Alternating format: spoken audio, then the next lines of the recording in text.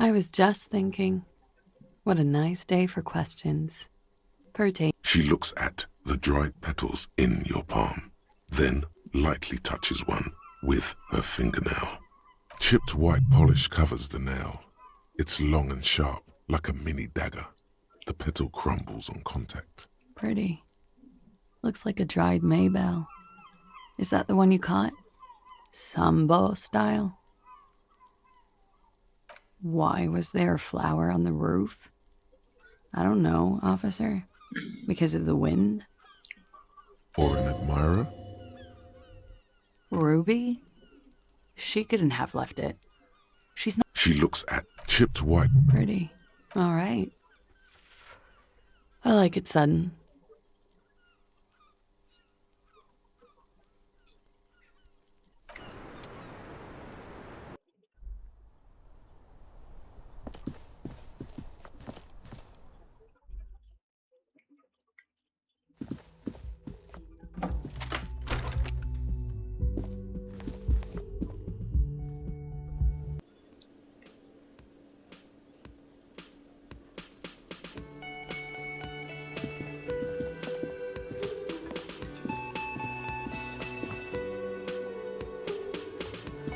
Again?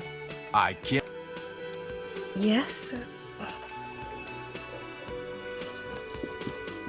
Hey, was there something you needed? Well, well. Bringing him that new bird sure made a difference in his attitude. Got the 20 real? Then why are you wasting my time?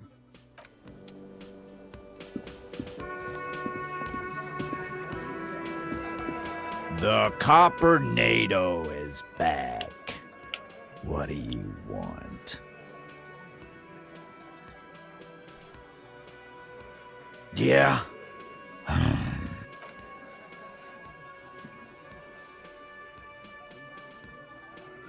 What do we do today?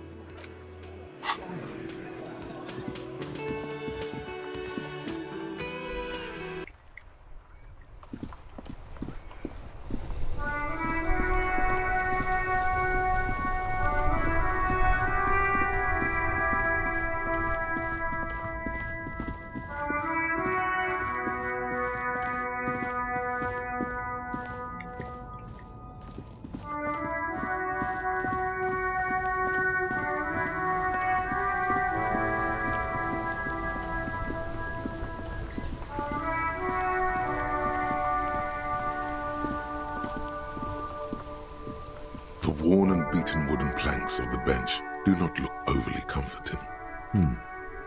We can sit on benches after we've solved the murder. Let's go. Officer, care to play a game with the lonely old man? Actually, never mind. Wouldn't be the same. The prick is gone. I can barely believe it. But he's really gone. He is trying to retain his jolly facade, but the underlying sadness casts a deep shadow over his wrinkled face. Hell, most likely. He was an absolute Kent. আমি জীবনেও একটা use করি না।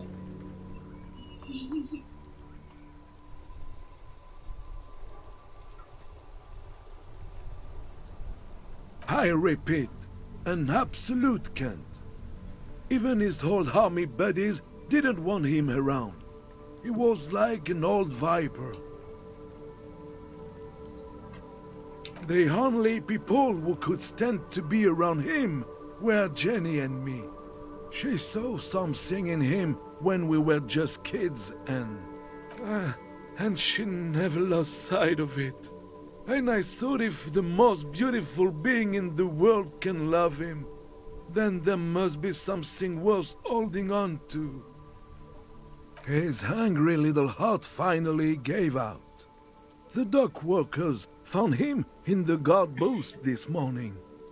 Wasn't even supposed to be working for another week, but he just had to prove how tough he is. Did he feel like he has to prove he can still pull his weight? Doesn't need handouts?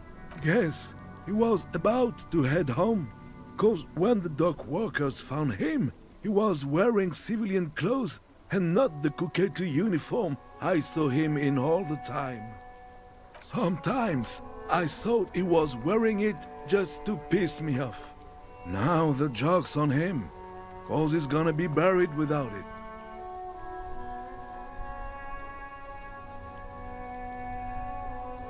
No, René was the most stubborn man in Revachol. Nothing you or I could say would ever push him to do anything. The man was completely immovable. He has doubts. But right now, he just wants to move on and not think about it. I took them for myself. Took them to remember that old Khan. Nobody knew him better than I did. And I want his hungry little heart fight. Did he? Yes, sometimes I thought, no. He has doubts. But right now, he just wants to move on and not think about it. We've hated each other our entire lives. So much, in fact, that... Yes, I loved that angry prick. He didn't deserve it, but I did. You know what his last words to me were?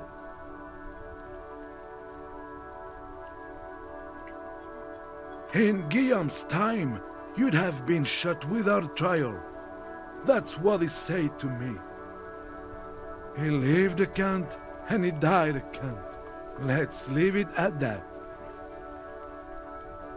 Let me see. This was 60 years ago. We all went to that parade. Young René looked so happy, and Jenny... I'm sorry, officer. I just... Thank you. Thank you for this little memorabilia. It really means the world to me. That was nice. A small thing for us, but invaluable to him. He probably didn't even know René had the photo. Yes, we are both very sorry for your loss. It is what it is. Part of life, really. But to know someone for 79 years, then one day they're just gone. I just don't know anymore. About anything, really. But you must need something. Yes? What about René? Yes. He finds comfort in the thought. We all got to go sometime, officer. Everyone I love is already there. Probably waiting for me. I'm not afraid to die. It's been a good run, and I really miss my friends. We are both very sorry for your loss. Death of a friend is a terrible thing. It is what it is. Part of life. I just don't know anymore. About anything, really. But you must need something. Officer, I just can't do this right now. René wasn't really what you'd call a botanist, officer. And believe me, he didn't like Insulindian lilies. That's their old name, dating back to the time of kings and crests, and all that other stuff he loved so much. There were many reasons, but mostly it was the communals. They called them the Bells of Revolution. I guess in the end, the Insulindian lilies were just another piece of the whole Insulinde. The Royalists had to surrender to the Mazovian insurgents. It doesn't really matter anymore. But you feel the dried flower in your hand somehow still does matter, although not to this sad old man.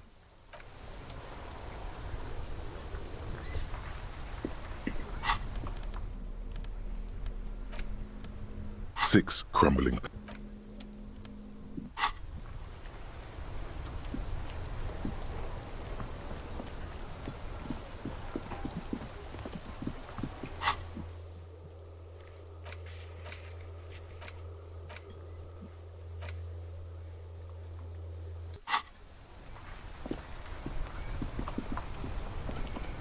Inside, you see a set of steering levers, a radio microphone. This is Precinct 57. How may I assist you? I'm afraid they're closed. We should try again. Anything else? 57? In the cabin, you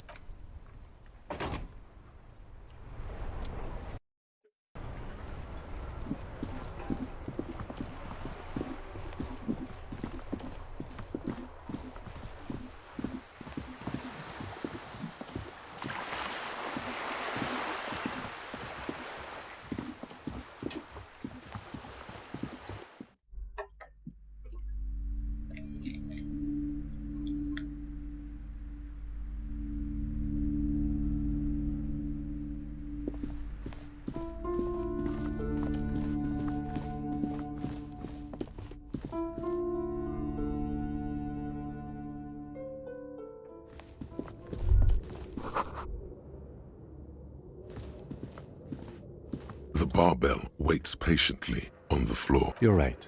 The weight may fall off. Better not touch it then. No one does until they get smashed under the barbell.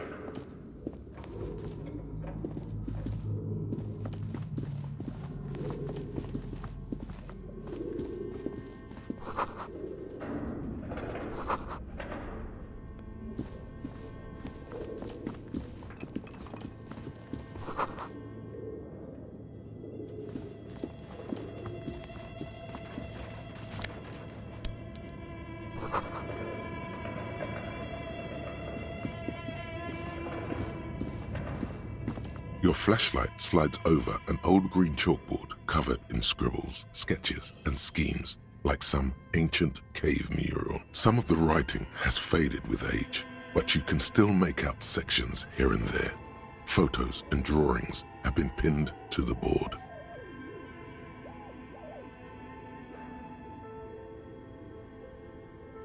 These lithe, pointy-eared creatures appear to be different types of Welkins. You make out autumnal candle Welkins, casting wax-based magic, translucent Welkins, with organs shining under this. Who are all those creatures? Fantasies of a tortured, feverish mind? You should adopt one of those Welkins as your persona. No longer a mere man, but one of the Welkins, towering among the rest, appears to it's Vara Hamira, a high Welkin. His face, the Haldor, the Twarg. An inordinate amount of time has gone into drawing these little Welkin creatures. Some people really like building a world, I think, even if it's just for a game. This looks like concept art for a project. It's not really real. Political commentary. That one has a great beard too. Just look at those details. So much effort. And for what? The photo collage depicts barren, icy landscapes wrapped in perpetual night. You see permafrost and glacial landforms, dead trees grown in under the snow. Entire oceans have been frozen from shore to shore. There are pictures of settlements on dried-up riverbeds, abandoned in a storm. You see primitive oil rigs built into glaciers, Boreal Dvorg. Yurts, a pinned postcard reads, "The heat death scenario. A desperate fight for geothermal energy engulfs the world as Wirral becomes untethered. This is a monthly calendar from the year 50. Cryptic words like sprint, daily minimi, and GPI span the marker-drawn grid, the grand scheme of production and money. It looks a bit like an academic calendar, only much more. Everyone is constantly teetering on the edge of the abyss, an abyss of production. These squares look orderly, but beneath them is chaos, worry, pain. Minimi stands for a mini-meeting. It's part of a bigger framework for managing work called RUN. Station 41 tried to implement it a few years ago, but failed.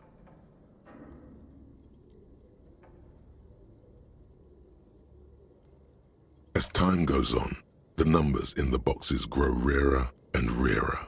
The board becomes an empty snowfield in the final days. Only failure and regret dwell in this region. Looks like they didn't make it. A note in the bottom left corner of the chalkboard says, "See the prod schedule filament for details." The handwriting is only partly legible, but you can still make out 3 slogans: "Call in, tune out," "Wirral untethered," and "Heat death of the universe."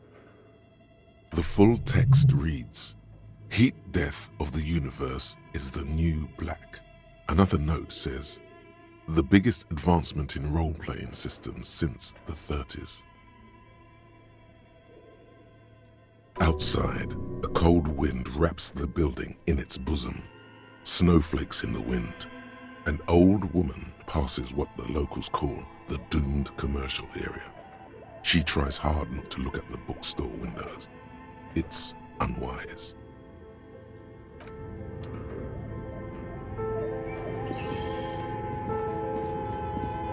This appears to be A radio computer. Just sitting here without anyone inside. We have one of these down at the station, but I never really learned how to use it.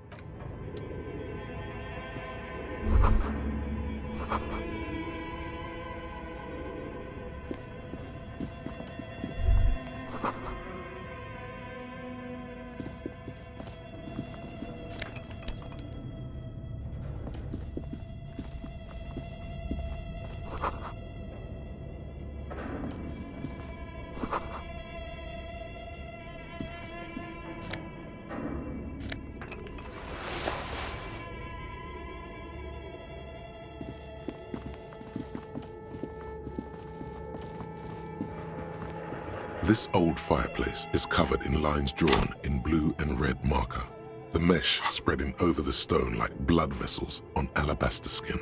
It looks ghostly and strangely ancient.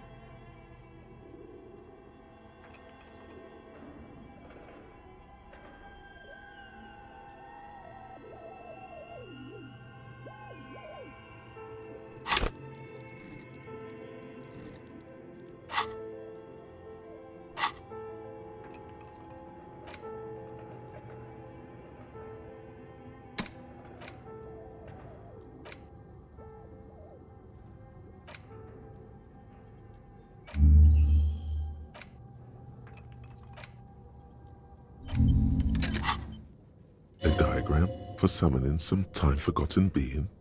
The symbols seem very esoteric. The whole thing resembles Kadran mosaic tiles. Very pedantic. History classes, students with their textbooks open, studying the roots of our civilization. Those aquarelle blue tiles looked beautiful in the sun. Radio frequencies, it seems. UKV 123.6, UKV 123.7. Unclear. It looks like a cardiovascular system split into veins and capillaries. Very advanced.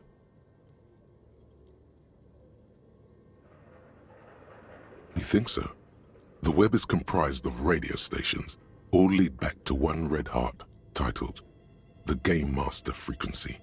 A note says, this one looks like a surveillance program. Someone very important, the leader of a massive on-air game, a conductor for the hundreds of story threads that pass through. Whoever decides to call in, a list of names under the stations suggests people across 6 Isolas would be playing. All of this is... There's no way a little basement studio working here. My God. It's as if the less money they had, the more ambitious their project became. The schedule. I know doom when I see it. The company was running out of funding. Nothing. It's just lines on marble. An echo from times long gone. No one has used the fireplace in ages.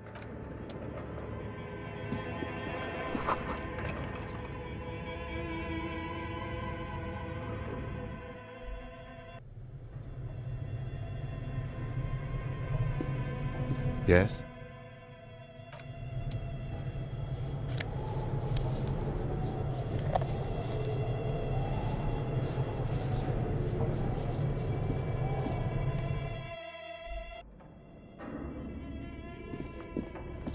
The dusty radio computer. The machine lights up like some prehistoric animal stirring from its empty like a beehive without its brood. The filament you have would fit perfectly inside the compartment. Like a smooth draw, the filament slides into place. On the keyboard, the bar of fabric right above the keyboard starts. Have you stirred the ghost of the doomed commercial area from its rest? Could this be its dismembered heart beginning to flutter? Oh no. It was already glowing and now it's also making a sound. It's probably some alien CO-like technology. The static gets louder, slowly filling up the abandoned hall, until a voice speaks out, crackling and old, cutting into the air. Good morning. Fortress accident en rue de Saint-Ghislaine. This is East Insulindian Repeater Station 1. Please repeat. Is this the production schedule? The filament you have inserted into the reader. Yes. Is that the production schedule? Good. Please repeat the password. Password? Of course it would have a password. That's why there's a human administrator involved. You should ask her for a hint.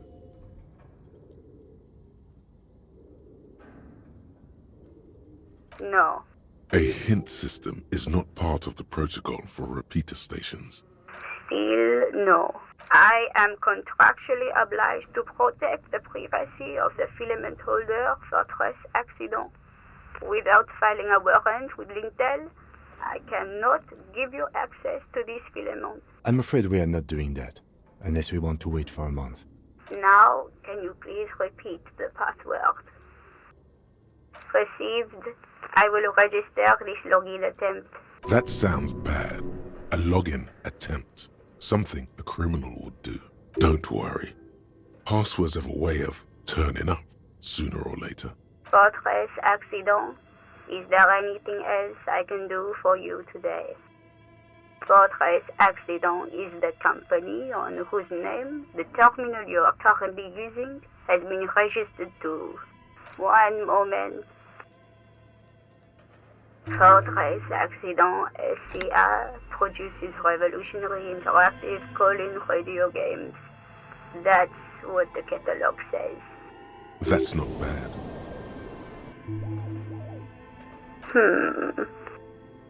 Any other questions?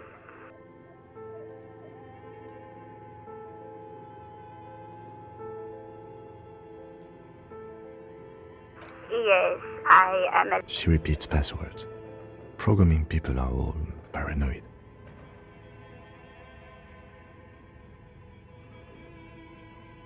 They are merely cautious. It's my job to protect their filaments as a password repeater at the East Insulindian. I work as a repeater at the East Insulindian repeater station. It's my job. As for me, well, I am sitting in my cubicle, surrounded by a wall of radio. On an island on the river Esperance, a small woman, all skin and bones, sits in a room filled with audio equipment. Thousands of tiny lights are reflected back from her prescription lenses. Doesn't it get lonely, sitting there all by herself? Lonely?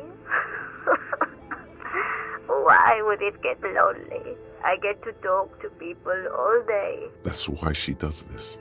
Now, please tell me if there's anything else I can thank you. Tiles on the cube are still smoldering, casting the framework in a soft glow. Nothing happens. The filament slides out of its glowing neck. Nothing happens.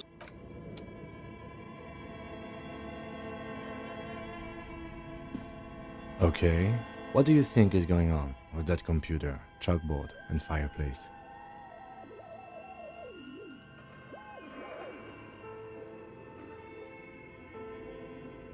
Yes, that is the question.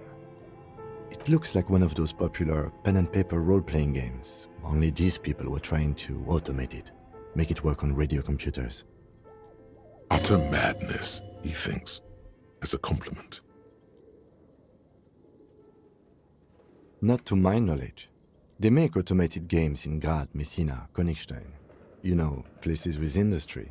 Not in Revachol West, among the ruins. But I don't think anyone has attempted to create an interisolary game before. We just don't have the technology. Indeed, those Welkins are a dead giveaway. Role-playing people love that. Super cool. Someone should give them millions of real. Through call-in stations. None of the players have to be physically present. Anyone in the world can participate. Then there's the Game Master frequency that listens in on the smaller call-in stations. I think that was supposed to coordinate the stories, functioning as a master of ceremonies of sorts. No idea.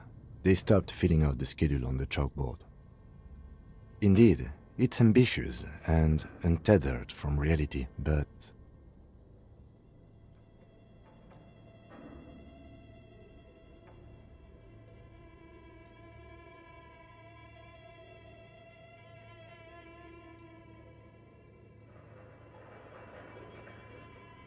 It's too late for that, I'm afraid. Okay, let's keep moving.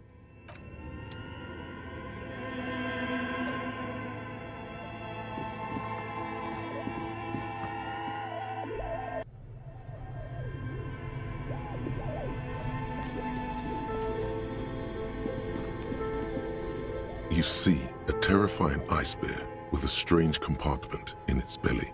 The door is covered in frost, and the bear's eyes are glowing red. This ice bear is a hyper-carnivore. Be careful. The bear looks oddly realistic. Is it taxidermy? The lieutenant doesn't answer. His eyes are glued to the animal. A sharp slice of light shines out from its mysterious belly door. A gust of freezing cold air rushes to greet you. You hear a low grumble as the bear regulates itself. This is the inside of a refrigerator. The lieutenant takes a peek inside. His hand has found the holster of his gun. Of course, just a giant ice bear-shaped fridge. Let's take a look inside. The shelves are empty. All you see are crumpled ice cream wrappers with the brand name, Revachol Ice City. A handwritten note has been attached to the door. The fridge is huge. You pocket the note and the little fridge magnets keeping it on the door. A friendly cartoon bear smiles back at you from a glossy cellophane wrapper. It looks nothing like the fridge. The paper still smells of vanilla and chocolate. Good question. It looks like an ice cream fridge. Somewhere in the past, it's summer. 5-year-old Fifette lets go of her mother's hand, change jingling in her pockets as she hops towards the ice cream stand right across the plaza. As she makes her way to the market stall, the girl starts crying. A ferocious ice bear is guarding the fridge, its paws raised to ward off any potential customers. Her mother rushes to soothe her, but Fifette doesn't want ice cream anymore. She just wants to go home. The ice bear stares at them as they leave the plaza. A gust of wind flies one of the wrappers right past the sobbing girl. I know. What an unfortunate marketing choice. What is even worse, the bear is still costing them money to this day. The fridge buzzes with energy. The electricity bill on this thing must be catastrophic.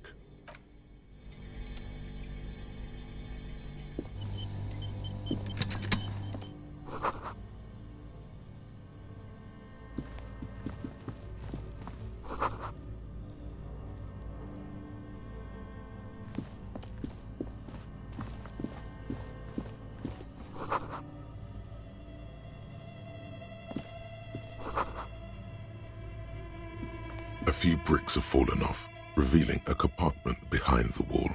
It's too dark to see in. Seems like an old bunker from the revolutionary period. Look at all those rifles. Must be an old weapons cache. There is, yes. And there also appears to be something inside the hole. Interesting. Do you want to take a look? Your hand reaches deep into darkness and spiderwebs. Rummaging around, you find rusty rifles hidden away. Are these any good? Most of them are rusty and inoperable, like the rest. But one catches your eye.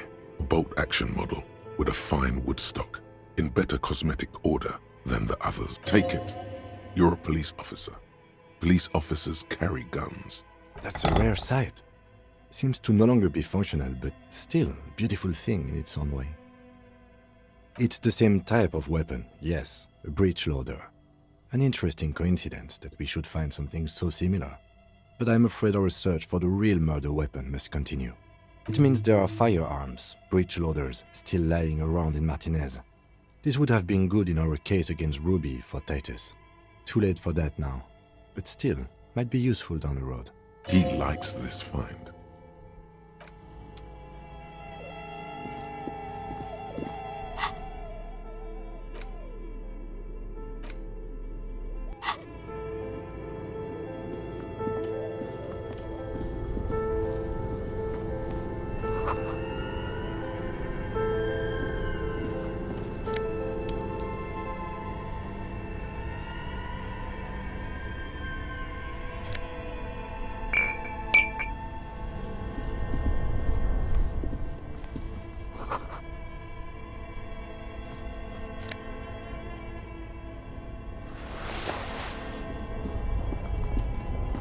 Two cables are plugged into the breaker box.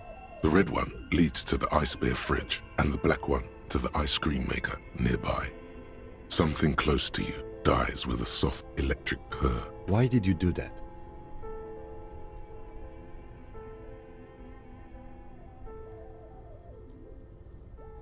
The lieutenant raises his brows, but doesn't say anything. The electric distribution board now has one cable missing. An electric sizzle. The room is slightly quieter now.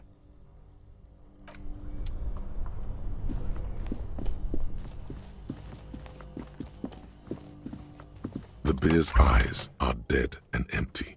Ice inside the fridge slowly.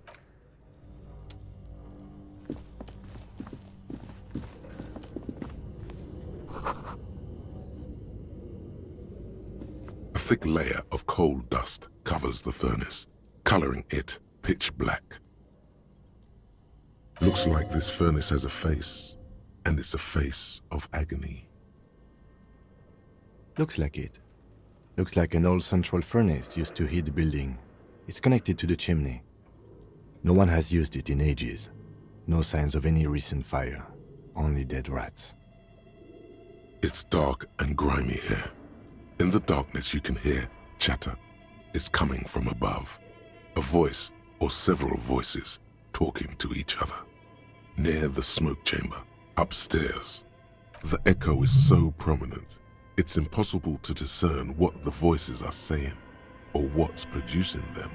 What are you doing?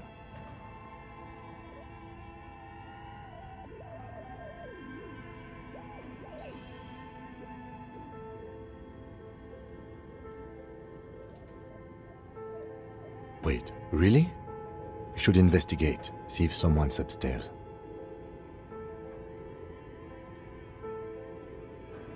You're right. The rooms do look like they're connected, but malignant entities don't exist. At least not the supernatural kind.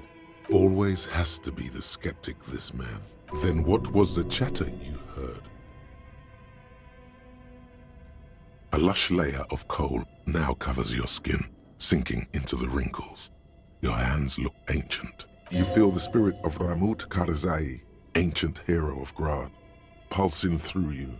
All that's left is to cover your face in war paint. Yes, how grown up. The furnace agrees. The lieutenant seems relieved as well. A hollow ring echoes through the furnace. Your toe hurts.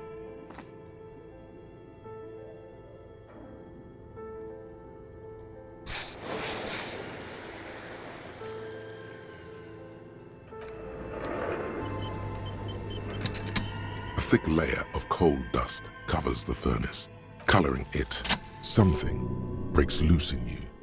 A mighty bellow echoes throughout the chimney's depths. The chatter of tiny voices above suddenly cease. Then, Hello? you've awakened the entity. And it's a woman. Of course. The malicious entities are always women. Hello? Did you say anything? I can't hear you. Please come upstairs. There's a safety curtain on the second floor. I'll open it. You hear a low rumble upstairs.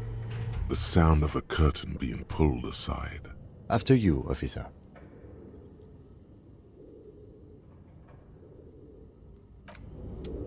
A thick layer of coal dust covers the furnace, coloring it pitch.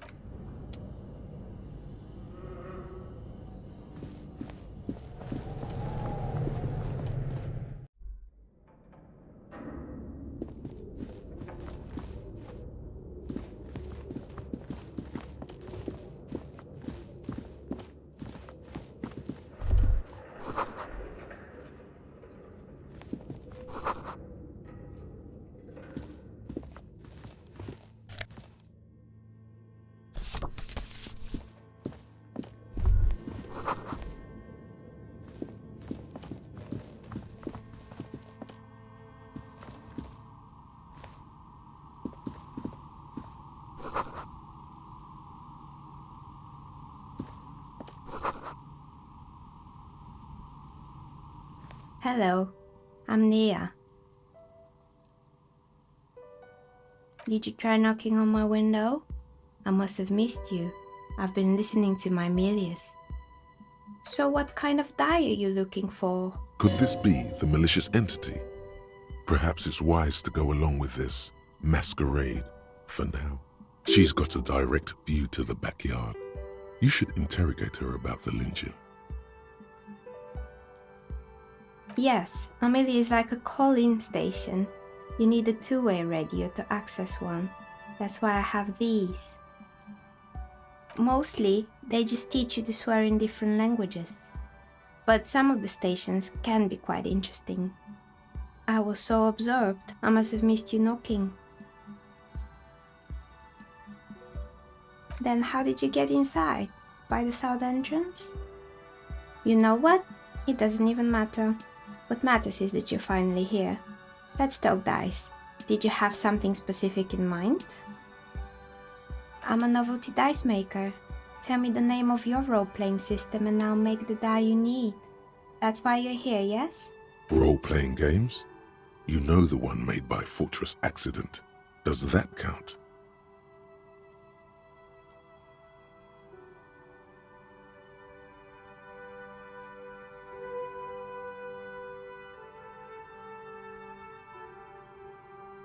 Answers? How strange. These days people only come to me for dice and role-playing games. I'm not sure how helpful I'll be, but go ahead and ask. It almost looks as if the stones and dice are a natural part of the room, growing out of the shells like stalagmites. This person means you, or no one else, absolutely no harm. She will answer freely and honestly. No falsehoods are present. She's a novelty dice maker and doesn't have anything to hide. Ask what you need.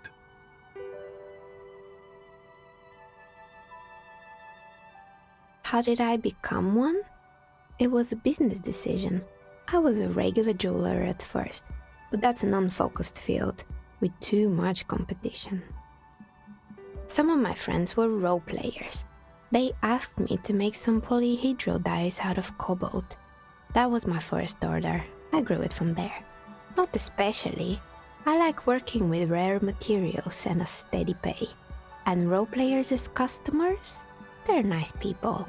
Some of those nice people have big bucks to spend on novelty items. She's thankful for the security they provide her.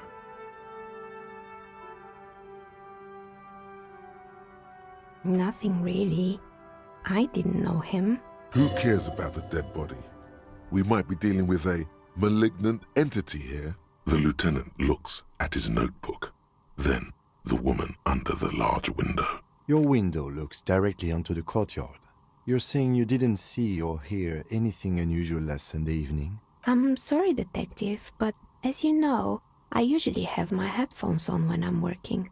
It shuts out most of the daily ruckus behind my window. Well, there's always something going on in the Whirling's backyard. During daytime, there are usually those kids, and lately I've been seeing a lot of drunk workers hanging about. Must be because of the strike. She's heard of the murder, but did not see it, sire. She's not sorry to disappoint you.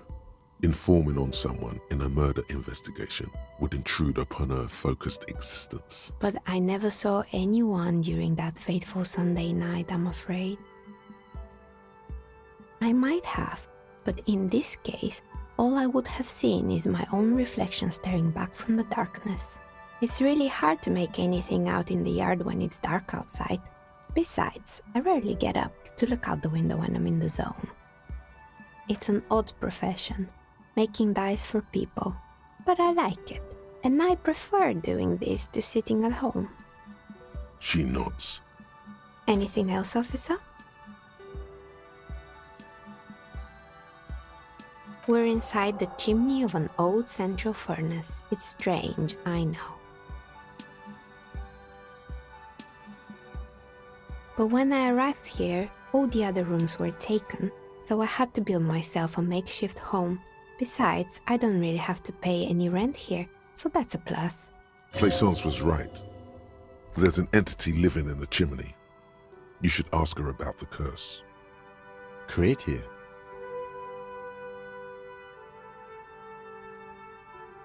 I've heard the stories, but I don't think those stories are true.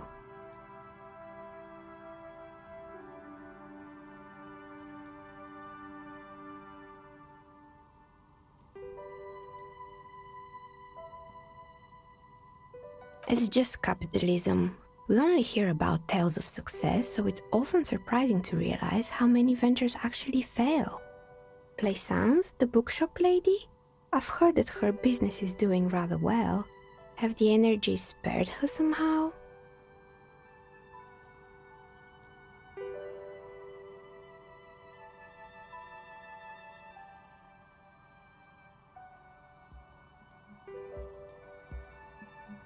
Right. But it's not just the bookstore that's still up and running. What about the Whirling in rags? Some people say it's part of the building complex.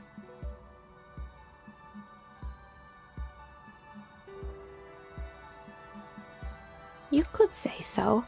Both houses were built at the same time and under the East of the Commerce Central project.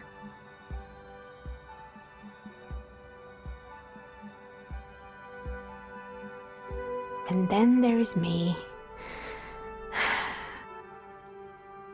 I've been here for 14 years, selling novelty dice to role-playing enthusiasts. Not exactly a million-real business idea, yet somehow I've survived despite the talk of malicious energies. Strange, isn't it? It's because she's in cahoots with the demons. Maybe it's just because she's so talented that she's been able to woo the curse.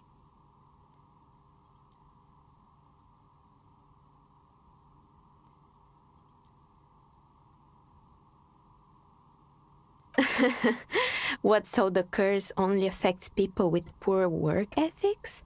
What you're describing isn't a curse, it's capitalism. The jig is up. The she-demon knows you've uncovered her true identity. Time has come to face the source. Fear not, for the forces of the universe are supporting you in this psychic quest.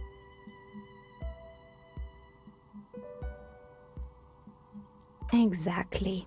Truth is always so disappointingly mundane and boring. But I'm glad we got this sorted out. Anything else I can help you with today? That's all she has to say on the subject. She's been thorough and truthful, as far as we can see. Plaisance is not going to like what you have to tell her. More or less. Are you interested in anyone specific? Oh, quite a lot of them spring to mind. Rats scuttle in the dark rooms, under the abandoned blow dryers and dusty mannequins. Cobwebs cover rotors and radio computers alike. So much failure. Oh, this one's a mess. There used to be a company that promised to. Turns out, the business was actually set up as a front for an illicit group that was producing snuff media. What's the snuff? Trust me, you don't want to know. And they never cleaned up the debris either. Now it's just littering the hallway and I have no idea how to get rid of it on my own. It's a Sub Rosa radio station that broadcasts real murders with real victims. Nothing changes in her tone as she says that. Don't worry, the ICP has a separate division that deals exclusively with unlicensed sub-roses. This isn't... Good luck with that. It's not easy catching those perpetrators.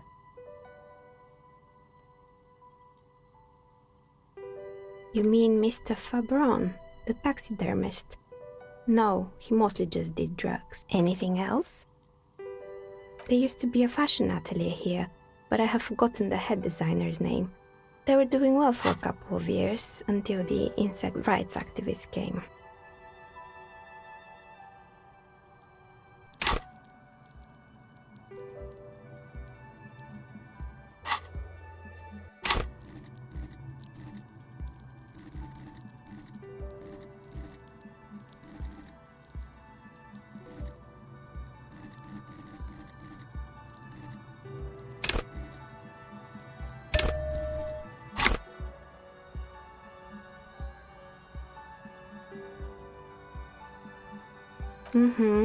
The atelier produced a certain collection that used chitin among the materials.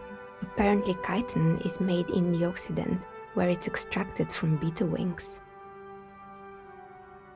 And you know how all kinds of political movements are big in the Occident. The activists shut down the biggest chitin supplier, which of course caused the price to skyrocket. And, naturally, all the most fashionable tastemakers refused to be seen in chitin from then on. The atelier went bankrupt before they could finish the collection.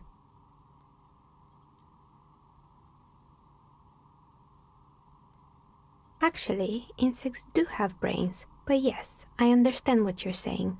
I think the As she shifts around, you notice several dead flies on the windowsill in front of her. Legs up. Anything else? They were made by a company called Slipstream. After they pivoted from making rotor blades to skis, their chief executive took off on a vacation with all their money. Honestly, I think it's quite funny. I think he's still sending out holiday transmissions from Tulula or Tiumotiri or Hashtkor or wherever he is. The usual, I imagine. That he's been thinking up all kinds of new business plans and can't wait to get started on them just as soon as he returns. Men like that are a curse. Sure, but Slipstream is history now. All their remaining assets got seized by the bailiffs in 47. I have no idea why those skis and blades are still lying around in the house. They were just the props. Why return them?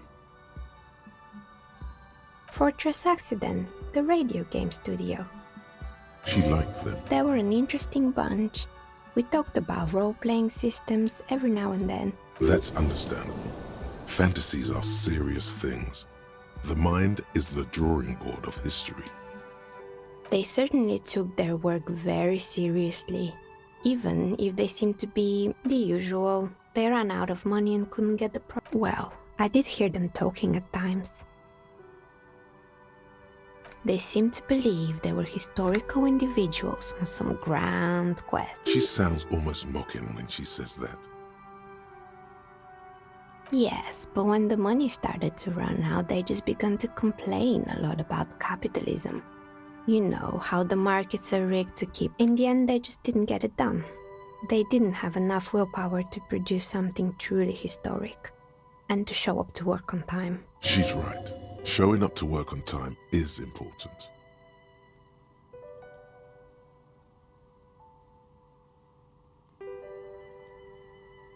And so is producing something extraordinary. Something strains her face before she looks up again. Anything else? Oh boy, the fabled Revachol ICT.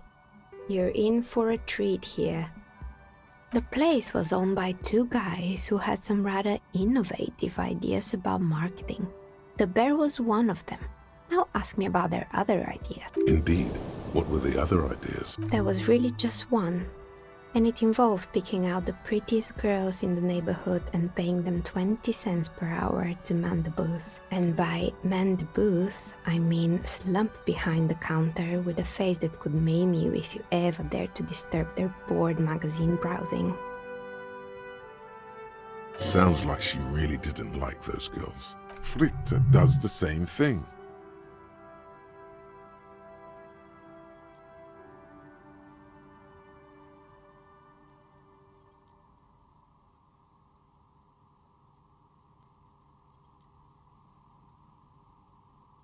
Oh, but they did.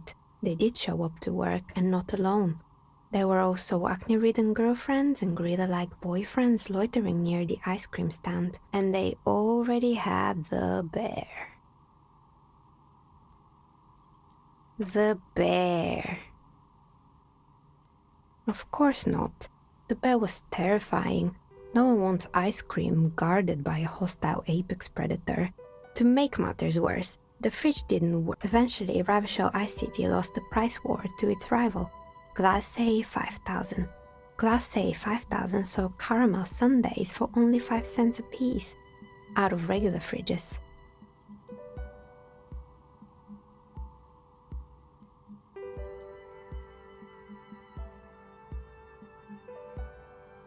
Maybe, because the taxidermist who made that bear definitely wasn't. He said that the bear was his vision beast. He said he met his vision beast while high on desiccants. Sounds cool. Scary. Why is everyone doing drugs in this place? Even the taxidermist? Megatherion, a mega wild beast. It's an imaginary beast that guides you by telling you to do more drugs, mostly. The horrific necktie tightens around your neck. Strangely excited. But it doesn't feel particularly fun this time around. What? No, officer. I don't have a vision beast. Normal people don't have vision beasts. Only drug-addled madmen like the taxidermist do. Neckties? I guess they do sometimes, officer. But I don't understand how it's relevant to our discussion. Anyway, now you know the story of the fallen ice cream empire. Little sparkling embers under the window. Outside it's light. Light scatters from the low-hanging cloud cover. There's always the threat of snow. Anything else? Another failed business, perhaps? I've been here for a long time. It wasn't merely a gym, it was Artemiteps Boxing Club, a community project created to steer at-risk youth away from drugs and crime. A kind man from Zemsk. I heard he had some trouble with the law when he was younger, and that's why he wanted to start the gym. Kuno. Who's Kuno?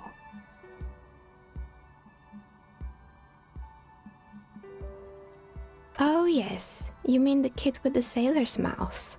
Yes, I've heard him yelling profanities in the back. I think it would take more than a gym to help that kid.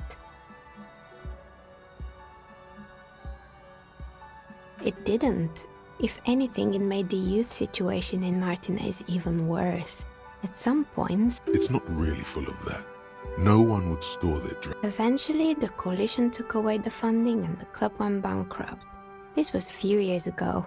It's gotten much more. Yes, I think it was called Androgynous Orlando or something similar. They weren't a big hit around here. Turns out that working class men don't like genderless haircuts. They're scared of that word. A bit of experimenting every now and then isn't bad. It's not about the haircut. It's about the confidence.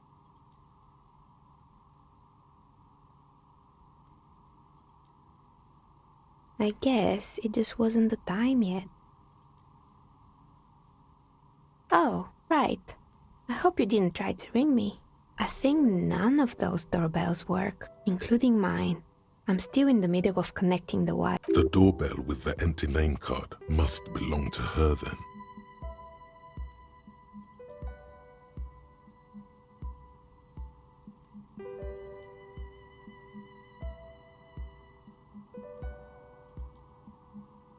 That's right. I haven't even written my name there. It can't be true.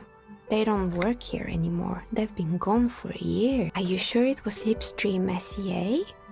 Was it a woman? Maybe it was Plaisance from the bookstore. Tricentennial Electrics? It used to be a major electric company 100 years ago. Are you sure it wasn't just some kids playing a prank on— No, it was something else. It was eerie. It was too real to be just a prank. Either we're dealing with a professional actress, or whatever happened, keep your cool. It's probably better to admit that it was a harmless prank. Pranks can be eerie. Oh, the kids these days. We were just one of them, and now you could say so. Both houses. If the whirling is part of the... Yes, I've heard it used to be a gaming arcade. This isn't. You know, this is something the cafeteria manager might want to know. My advice: don't base your business on a fad. I don't know this guard, but something tells me he won't. Why would Slipstream SEA have a 100-year-old recording as their door? I'm still convinced it was nothing more than some elaborate prank. My money is on electrical anomaly. I've heard of these, especially in an old building like this. Sure, I'm listening. I'm pretty sure. Good. I hope it clarified things a bit. What else? I'm listening. Good. I hope it clarified. Of course. Tell me what you have in mind.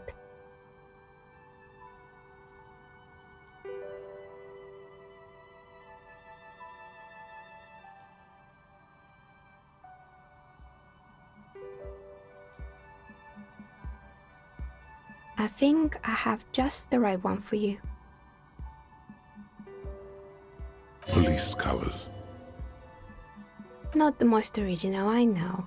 But sometimes the obvious choice is obvious because it's best. Here, catch. They're a gift from me. A beautiful woman tossing you a gift. Whatever you do, don't overthink it. You overthink it. Your hands can't agree what to do, and the two dice drop to the floor and scatter in opposite directions, like pearls from a broken string. The blue one disappears down the pit in the center of the room. Ah, down the drain, like your career. I apologize, officer. That comment was unnecessary. That one is made of bloodstone with a lapis lazuli inlay. The other one was the inverse. They were a set, you see, but now the set is broken. It's a shame. They might have brought you luck. And you definitely need luck in Martinez. Is she pitying you? Good God, she's pitying you. Now, was there anything else?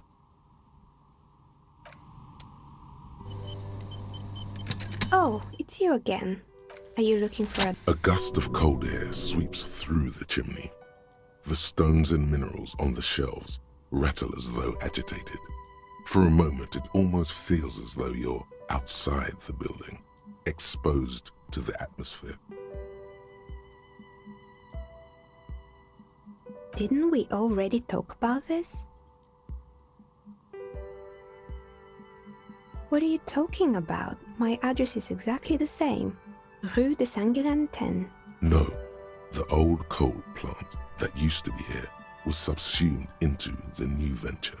Its ruins swallowed up, yet it has a different address in the heart of the city.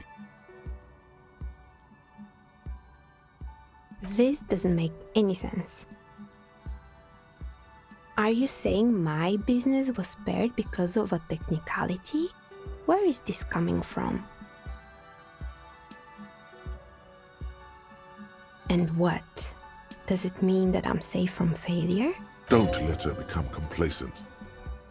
She still needs to ward her soul against the evil forces. She starts laughing, her fingers trying to rub away the exhaustion from her face. Do you know what this is?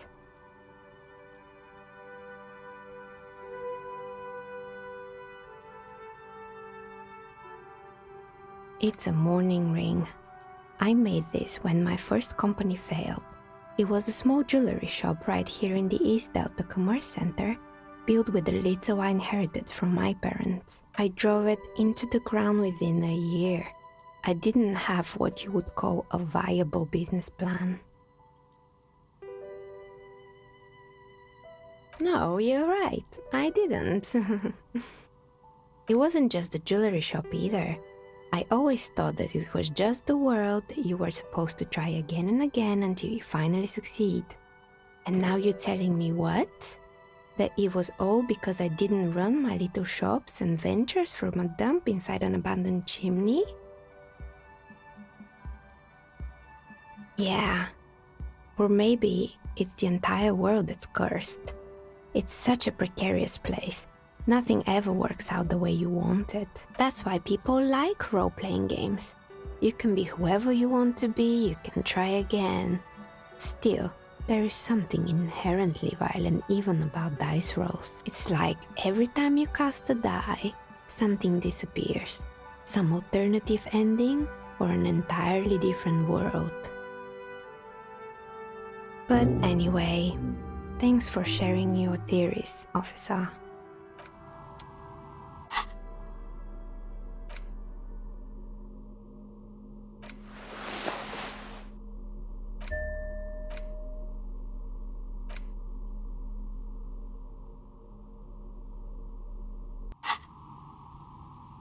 Oh, it's you again.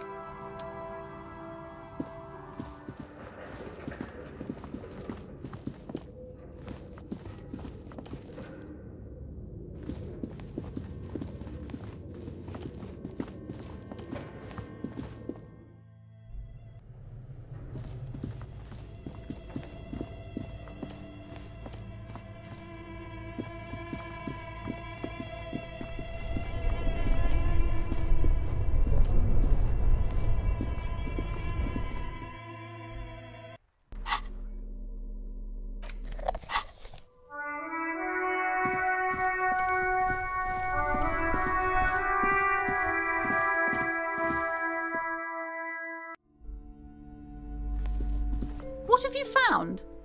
And also, do buy the books. A novelty dice maker? Well, spit it out.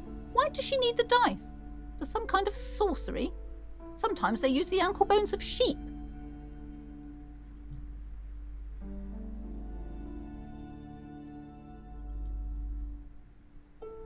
I don't understand. If it's not her, then where is the source of the doom? How did she explain the curse? The narrative she's built herself, it does need tearing down. She's squeezing on the pendant too tight. A drop of blood in her palm. Just don't say you don't have any answer yet. The uncertainty is killing her. To hell with it. Perchance you ought to just lie, sire. You've come this far. You know how to end it. There is an entity behind the entity.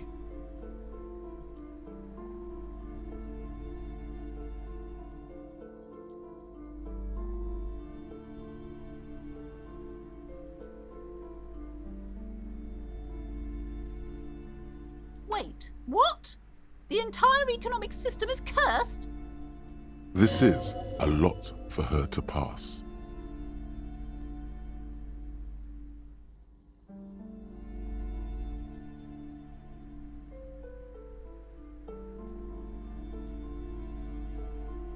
Another revolution? I understand what's going on here. You went in there, rummaged around, and accomplished nothing. And now you're telling me these intellectual things to cover up for it. It's okay. You don't have to. I was wrong to trust another person. I will... As she has to, every day. Thank you for nothing. Please, do buy some books, or be on your way. Wow. Total psychic collapse between you two right now.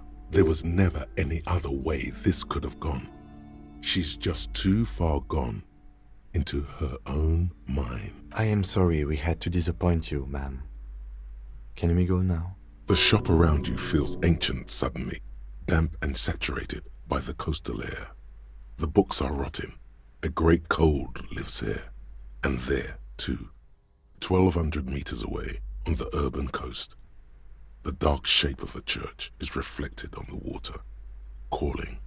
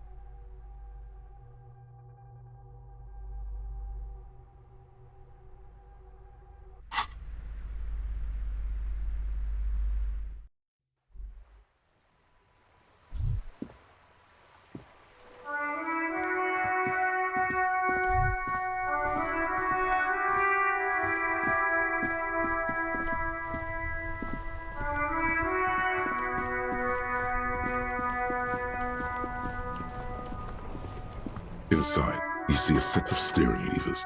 This is Precinct 57. Hold on. Okay. I've got Central Jamrock Public Library on the line, and I've already introduced you to the librarian. Connecting the call in 2, 1. Yes, this is Central Jamrock Public Library here. How can I help you, officer? He sounds worried, yet ready to assist. This is how people get when the police call. Billy Majon, you said. Give me a moment, I'll have to check our database. On Moreau Drive in central Jamrock, in a darkened hall lit by orange desk lamps far away from the noise outside, a middle-aged man taps commands into an old radio computer. A printout falls on the desk. Behind him, a lonely reader scours some dusty bookshelves, looking for a paperback. Yes, hello, are you still there? I found Billy Majon's home address, is that alright? No phone number, unfortunately. They're too poor to have a phone line. Here we go, sir. Rue de Saint-Ghislain, 33B, apartment number 20. It's in Martinez, I believe. Capeside Apartments, it says. That's all. That's where the smoker on the balcony lives, isn't it? It says here that they returned their last book just a few days ago, but I wasn't at work that day. Marie? Marie? Do you remember a reader named Billy Majon? They returned a Tybalt book the other day. Yes, it was my colleague Marie. She said that it was Billy's husband who returned the book. He also asked for this new sci-fi release, Lowe's Radio City 87, but we don't have it yet. Good. You have a name now.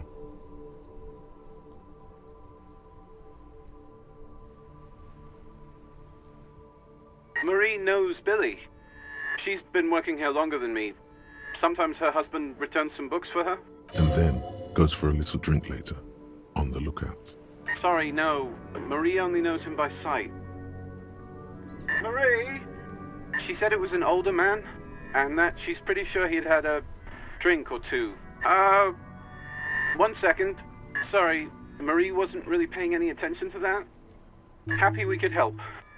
Goodbye, officer. Anything else you need from me?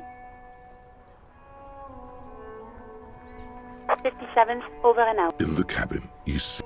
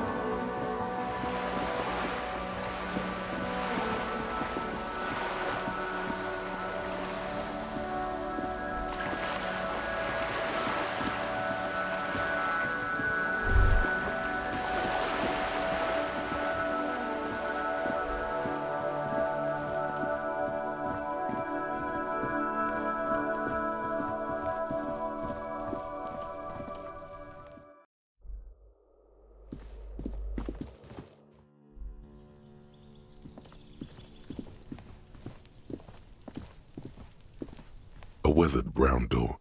The number reads 20. Something smells good. Soup à l'oignon. The lieutenant motions to you to go ahead and knock. This is the door. You already know it's the right door. This is going to be so hard. Get yourself together. It's just police work. Don't knock! Just leave! You don't need this! You don't need to sad it up! You're right. Let's talk this through. You hear some light footsteps and what appears to be a daily weather forecast playing on the... We have our first preliminary identification.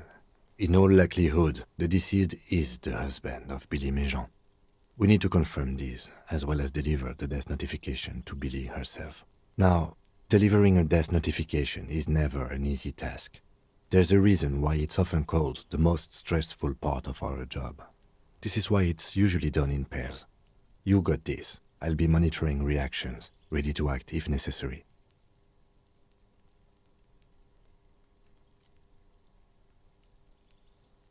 Dad, just don't say that you know how they feel. You don't. Good advice. Yes, it's hard. But there is no easy way to handle this information.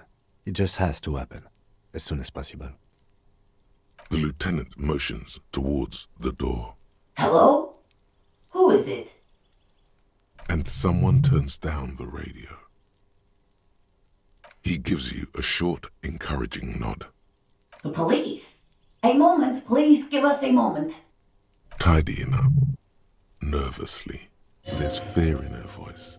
Come in, the door is open.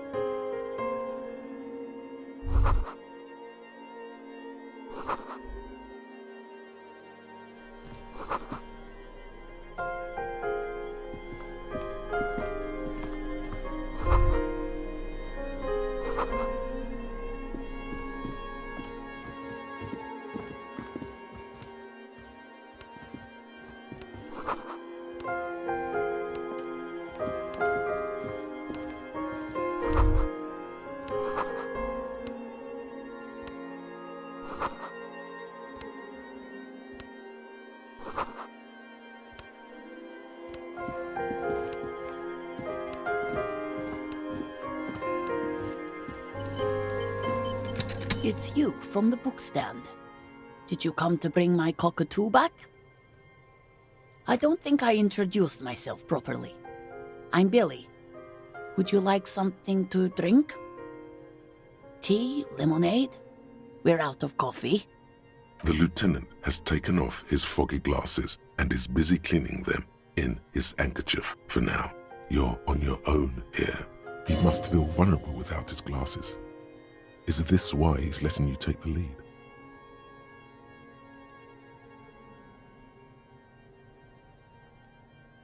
Is this about Victor, my husband? Is he in some kind of trouble again? I can come pick him up in the station if that's what. Keep it together. You don't want your body language to tell her the news. Sorry, I'm rambling. It's just that Victor often gets into all kinds of trouble. So, how can I help you? How about some small talk before you break the news? Definitely no small talk. This isn't the time or place.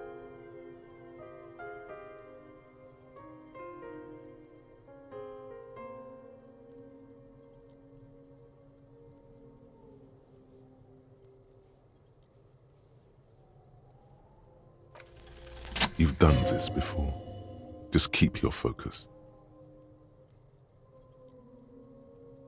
Yes, that's the most important thing. Use that word. No euphemisms. This is what you came here for. What did you say?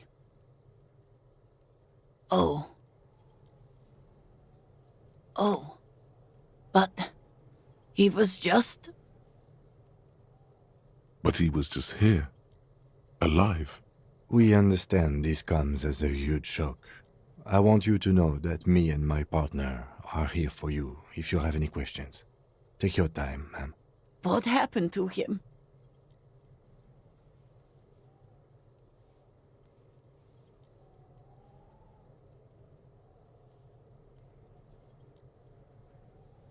Was he drunk?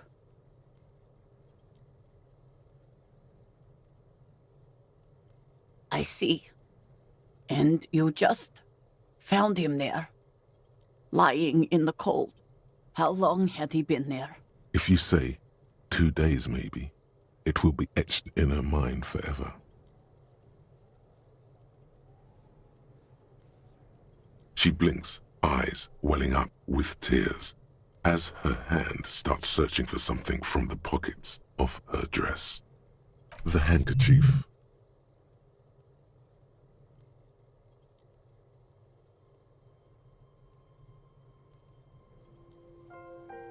A small, terrified smile quivers on her face as she takes the handkerchief and wipes away the tears. Is there anyone we could call for you? A friend, a family member, someone who could be here for you? No, no. I just need to tell my girls. Unreal. God, should I call them? Should I tell them to come home? No. A day.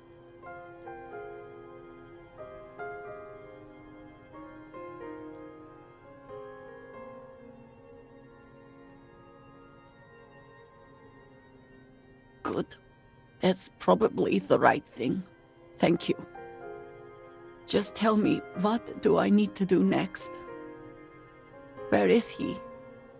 Can I see him? We've taken him to the city morgue. The local coroner will be contacting you shortly to arrange the funeral. Here's his number in case you want to contact him earlier. A very good call. Is there anything else that the RCM could do for you? No, I'll call you if something comes up. I'm still... Thank you. Thank you for telling me. I'll call if... We should step outside and talk.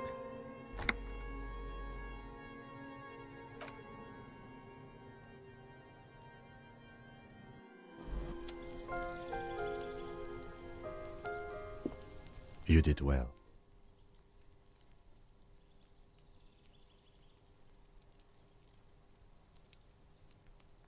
You did enough. Can save the whole world, you know. Can't bring the dead back. I'll call the station when we're finished with the day, and let them know the name of the deceased.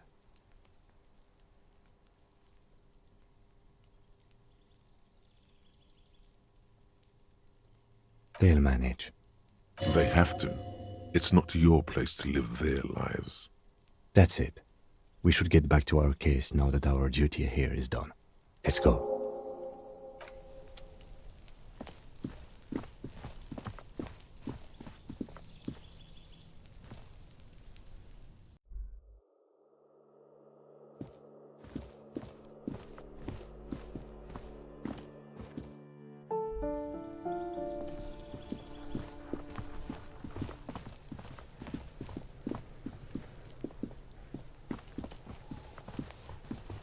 The paintbrush in your hand is like a loaded revolver.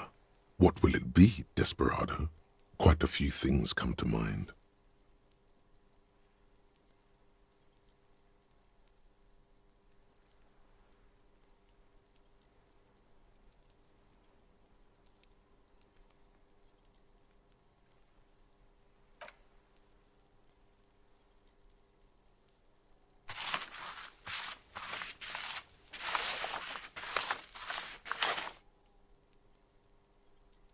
You've spoken. The wall will now silently repeat the message for a decade or so, until the sea air degrades the paint, adding another layer of detritus to the city. Very poetic. Real poetry. Should we return to our murder investigation? I hear there's a really bad one we are supposed to solve.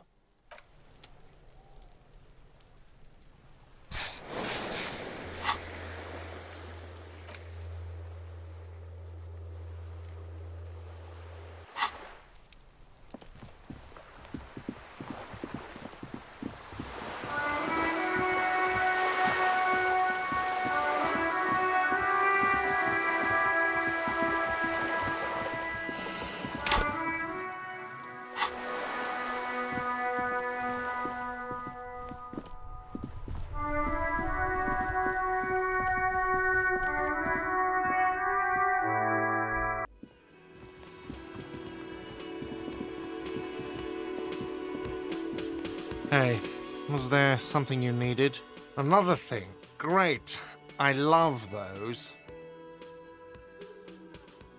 What are you, a cook now? That's none of your business.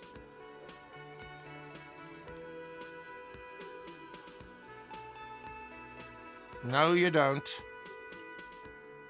Fucker. Lay off the swear words. They don't make you cool. This isn't kindergarten. Besides, the RCM doesn't do search warrants. I know the law. You'll just have to wait for the kitchen to open. If you have to get in there, which you don't. You do realize you can just go into the kitchen at 1300 hours. No need for superstar charm or Sambo-style antics here. What? Why would you say that? We're at a completely different address from that whole thing. So he knows of the doomed commercial area and its address. He's thought about this. Everyone knows of it. I've been working here for a long time, and that intercom has never been used by the Whirling.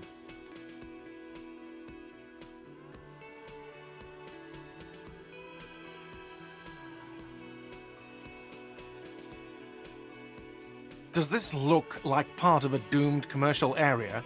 This pre-revolutionary tilework, these high ceilings, the nice rooms, well, most of the rooms. For 14 years, man. That's how long I've worked here. I've kept this place up through hail and through sleet. Fuck me, some doom ghost. He's done a fine job too. Though he's spoken of the place dismissively before, the hostel is actually very important to him. Some real estate management company, they never come around here, just collect money from afar.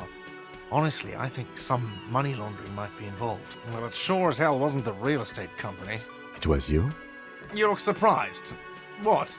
It's a great name, I know. Cafeteria managers come up with great names too. It's from a song. Hail, Holy Queen, by the Ateneers. Hail, Holy Queen of the Sea. You're whirling in rags, you're vast and you're sad. Good pick. Yeah, it's slowly growing on me again. It's beautiful in its own way, especially for this neighborhood. I've been trying to keep it that way, even if it is part of the damn doomed commercial area. Yes, your police skills have delivered. I'm sure you'll get a commendation, maybe even a promotion.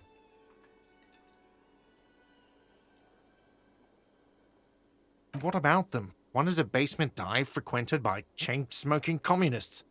I can't tell you how sick I am of Kraz Mazov and Ignis Nielsen and all those old ghosts. He's hesitating, not sure if he should share this information with you. Encourage him. The other is a kebab cart. It's very successful in its way, but it's nothing like the whirling. Luck has got nothing to do with it. I need to think about where I'm going to place those pinballs. I have a feeling they're going to help. Against the doom, it's implied. So, if you didn't have anything else to tell me about my establishment, can we, wrap it up? Yes?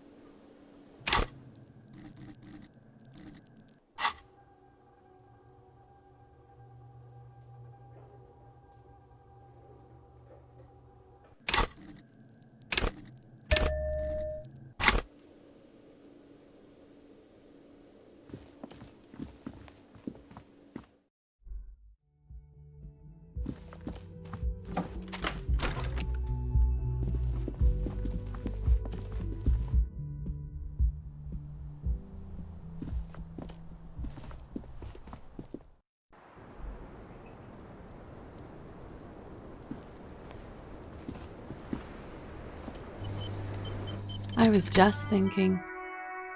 Oh, Did you take the documents? no, of course not. As I said, it would have been too risky for me to use those documents anyway. My employer gave them to me. In truth, I should have destroyed them. She doesn't seem to be lying. She's genuinely spooked by their disappearance.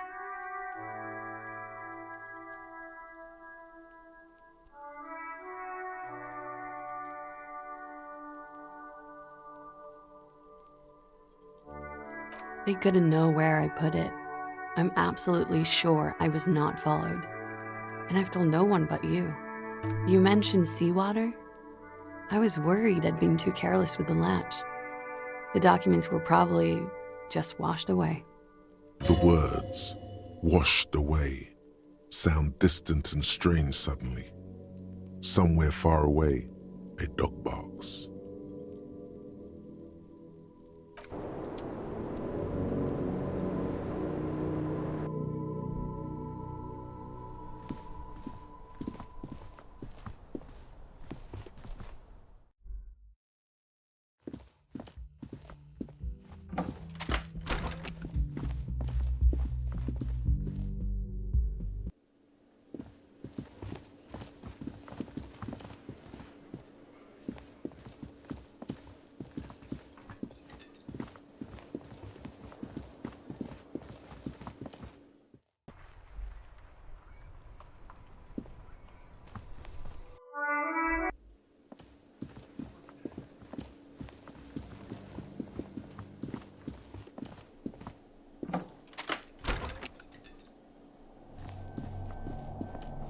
The elevator stands open, inviting you to step inside. Seems like a small freight elevator for transporting machinery. For that, it's pretty quaint. That it does. I say, let's brave it. No, it was maintained in 88 of the previous century. No, I think the bureaucrats just forgot about this backroom elevator after the revolution. There are large rectangular buttons, monter, descend, and an international call for emergency assistance. That third one appears to be broken. A small steel plaque reads Halter 800. Halter is a Koningsteiner lift company who went out of business a long time ago.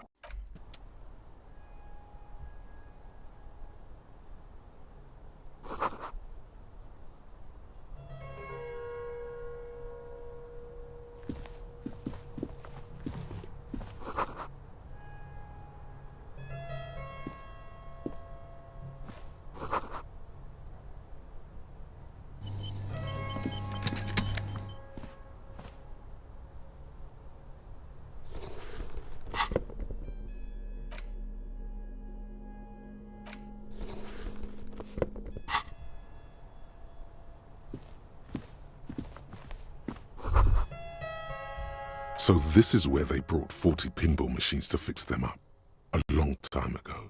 Everything is covered with dust now. The lieutenant looks around the dusty, crowded room, inspecting the tools on the shelf.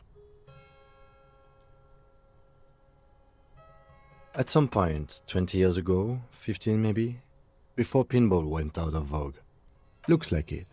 I'm guessing Martinez North 22 used to be a pinball arcade before it became a hostel. There are machines left over. A creak. Some dust falls off a shelf. Downstairs in the hall, next to the main door. One of them even works. I've seen one of the artists bang away at it. Remember the dice maker? Then that means... Ah, yes, as the novelty dice maker said.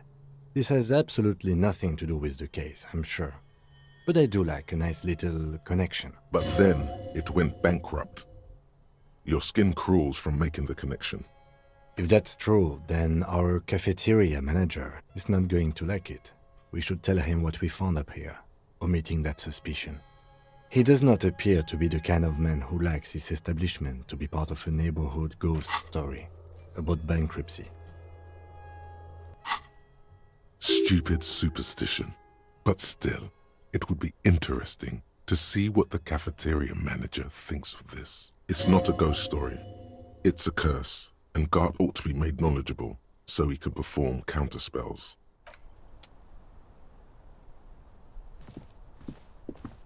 You clearly see footprints in the downy carpet of dust covering the workshop floor.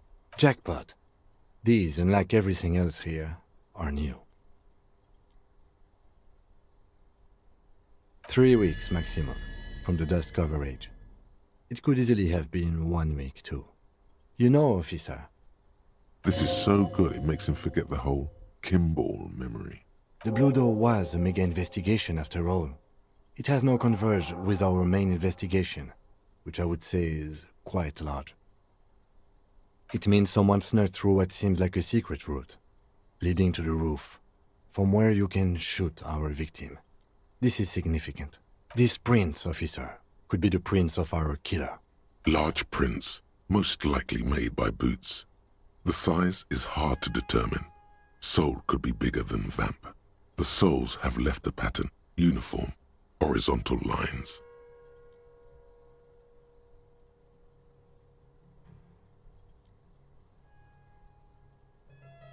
The size looks about the same, actually.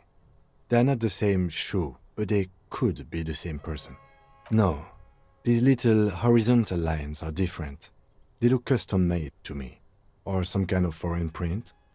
Hard to say. Still a boot, though. Everything around you is quiet. The prints crisscross the workshop floor. Searchlight Division. You've sharpened your senses by being on the lookout for missing persons. Now you notice more of what's happening around you. Perhaps, when you're done with this case, you can join the Searchlight Division of the RCM and find every Revacholian that's ever gone missing without a trace. There is undoubtedly a backlog of such cases, because you never know. A missing person could be just around the edge, barely out of sight.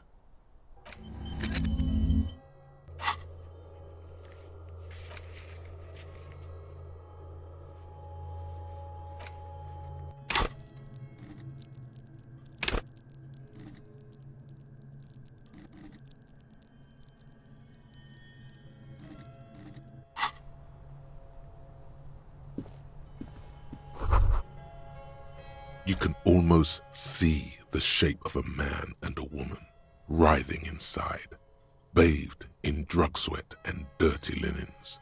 Bottles lie around everywhere.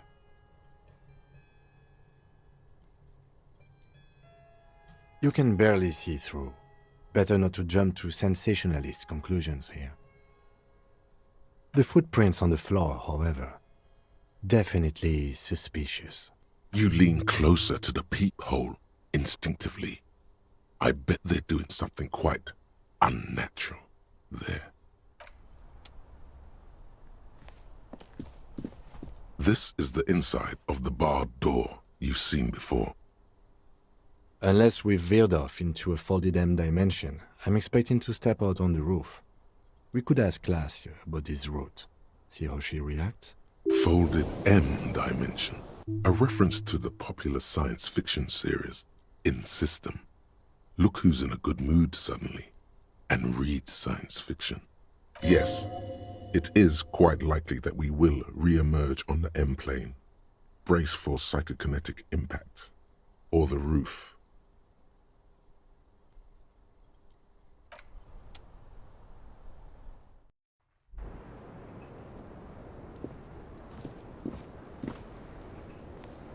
I was just thinking, what a nice day for questions pertaining to a murder investigation.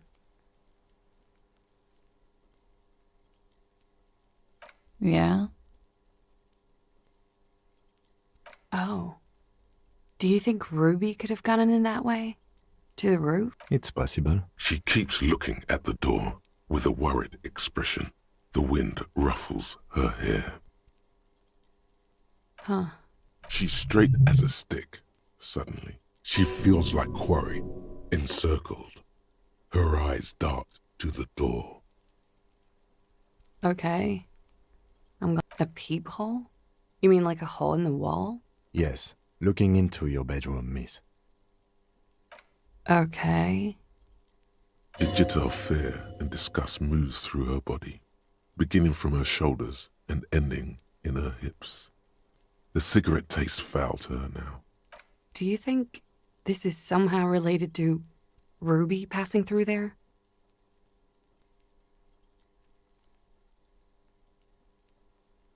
Okay. Do you have any way of knowing how long it has been there? Unfortunately, no. But if I were to guess, long enough. The perforation is under the bookshelf on your wall. It should not be hard to cover with some tape. It's very hard to believe that she'd do something like that, but no, I don't know. I just don't know about this, officer. She could have. Maybe she did. Or maybe it's been there for a long time. The local kids use it or something. Was there anything else back there? Mm-hmm. She's lost in thought. Eyes narrowed. Forehead furrowed. Yeah, the contamination spreads. It's mostly about the lack of... All right.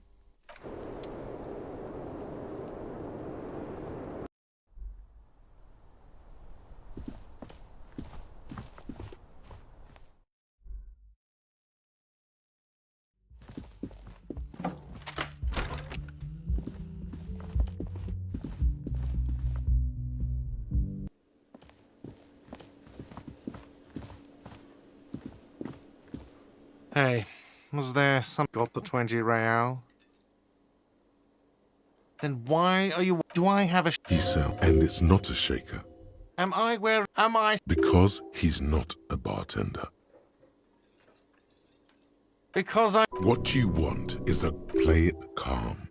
This man needs to understand you need a drink to help the community deal with police stuff.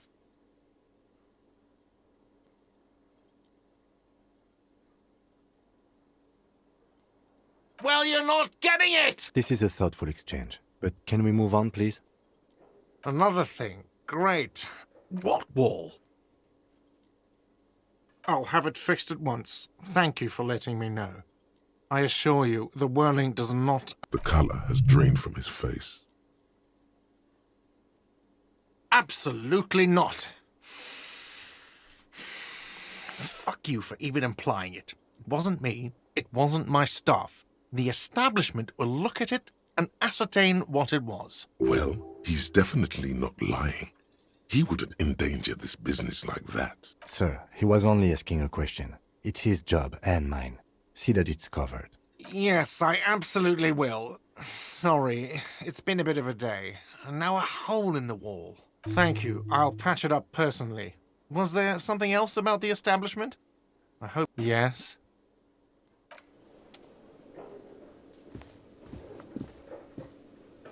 Oh, hello, dear.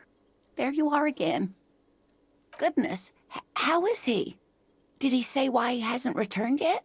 He's fine, ma'am. As we had suspected, he couldn't get back earlier because the water lock on the canal was broken. Now he's just finishing up some work. Oh, yes. That's my Morel. But I am so relieved to hear that he's okay. You haven't, however. There are dangers out there. Our aging body's foul. Her heart won't rest until Morel is... Oh, you don't want to hear about some old woman's rambling. Reflexively, the lieutenant read his familiar notebook. Well, it was summer. I was building a racing track out of sand on the beach near a tall stand of reeds. Quite a tall one. Many times my height, I remember. When, all of a sudden... I'm getting ahead of myself. I was 5.5 in Betancourt in the suburbs. My grandmother had a summer home there. She'd just started forming memories. Real memories. Not the billowy haze of infanthood. The strangest moment of my life. I looked up and one of the reeds moved. Not like a plant, but like a living thing. It stood up and looked at me. Its body unfolded like some antique toy. I've never seen anything like it.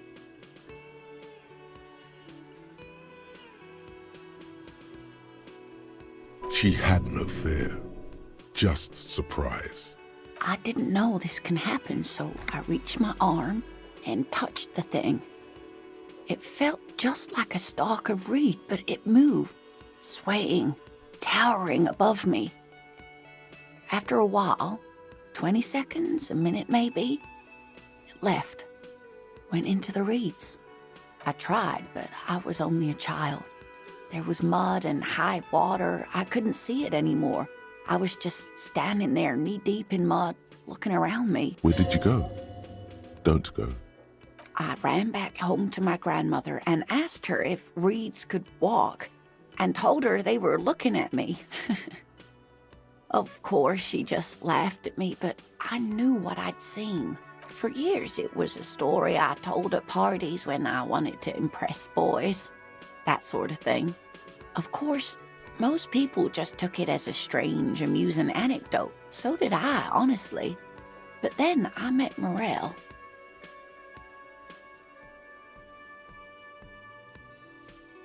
We were on our first date when I told him my story. You should have seen his face. He said my descriptions matched the Phasmid down to a T. Its white marble limbs, the way it moved. So that's how they met. This is beyond significant for them. Not all of them, as far as I remember. Some of them, on the inside like stalks of marble, if that makes sense. It's hard to say how big things are when you're quite small yourself. To me, it seemed to be taller than I was then, but that's probably not the case. Of course, I've thought about it, but Morel says my report matches with the others, and I'm sure I hadn't heard of the Phasmid as a child, nor had my mother or my grandmother. So how did I know what to imagine? It was only when I started telling my story as a teenager that boys would tell me, "Lena, You trying to tell us you saw the Insulindian phasmid out there in those reeds? Get out of here. They just give me a cider and ruffle my hair and tell me to stop dreaming. But I saw it. Our first. Yeah. The sigh is tender. The sigh is tender, yes, but tempered by something else. A thought she can't express. Interesting.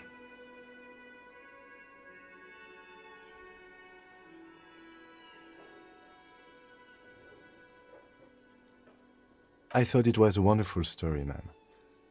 But I don't believe it. A child left unattended on a warm day.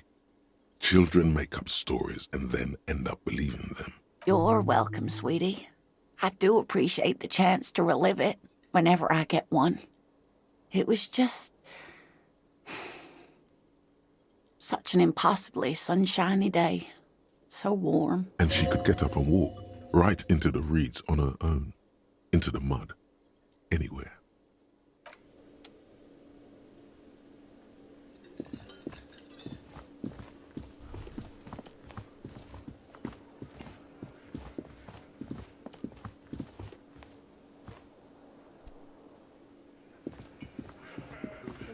The Copper-nado is back. What do you want? Yeah? What?